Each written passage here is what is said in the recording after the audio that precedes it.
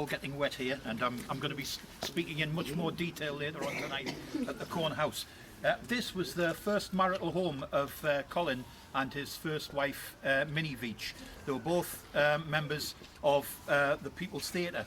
And Colin was an East End Geordie lad by birth. He was born over in Byker, on Byker Bank, where his father worked as a poor law relief officer.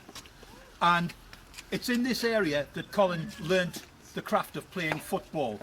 Bob's going to speak in a short while about his Newcastle United career, but I'd like to say a little bit about his very earliest days. And it wasn't in the mean back streets of Byker and Heaton that Colin learnt to play football. He belonged to the first generation that benefited from the public parks that local councils were starting to found in the industrial cities of the urban north.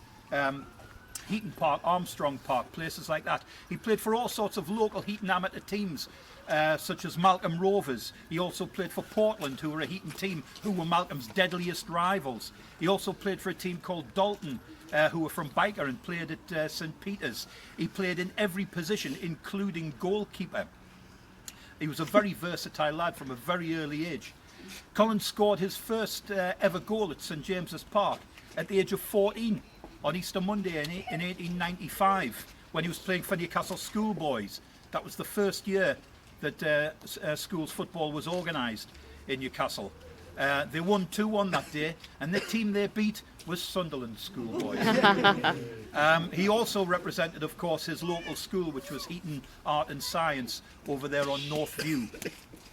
There's already a monument to Colin Veitch in Heaton, which I'd like to mention, which is the People's Theatre over by the Coast Road, which Colin co-founded with his brother Norman back in 1911. It wasn't in Heaton in those days, it was in the city centre, but the large theatre that it's grown up into today is largely thanks to him, and he would have been very proud to think that it's come back to the East End of the city where he grew up. The People's Theatre gets its name from its close association with socialist politics in its early days, at least, and it's a sign of Colin Veitch's interest in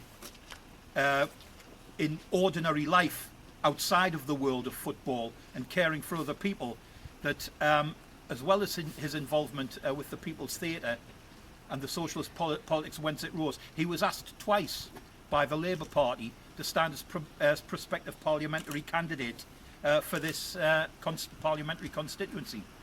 He modestly declined on both occasions. He preferred the limelight of the theatre or the floodlights of the football pitch. Coming to think of it, football pitches didn't have floodlights back in his day, but never mind about that. And I think he would have been proud about this. Colin Veitch, unfortunately, isn't remembered perhaps as much as he should be these days. That's because he played back in the days before television and even in the days before cinema newsreels. But perhaps that's starting to change. Last year, when the Chronicle ran a series on the 100 Greatest Geordies, Colin Veitch came in at number 4, one above Alan Shearer, which I think is quite a feat in itself. So I'll end now by handing over to somebody who was a hero of my youth, the last captain of Newcastle United, to raise some silverware. Ladies and gentlemen,